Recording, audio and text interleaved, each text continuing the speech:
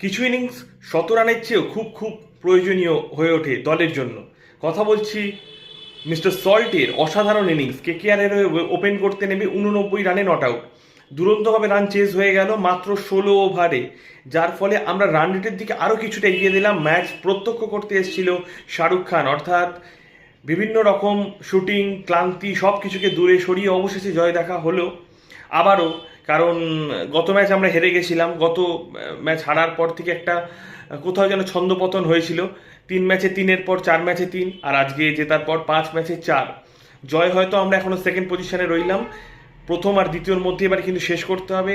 নাইটদের মানে অশ্বমেধের ঘোড়া এরকম দ্রুত গতিতে এগিয়ে চলুক এবং আমরা একের পর এক জয় যেন লাভ করতে পারি। আগামী 4টে ম্যাচ এখনো ইডেন গার্ডেন্সে আছে, ফুল পয়েন্ট তুলে আনতে হবে। জানি না পরের ম্যাচগুলো শাহরুখ আসবে কিনা, কিন্তু গৌতম গম্ভীর চন্দ্রকান্ত পণ্ডিতের এই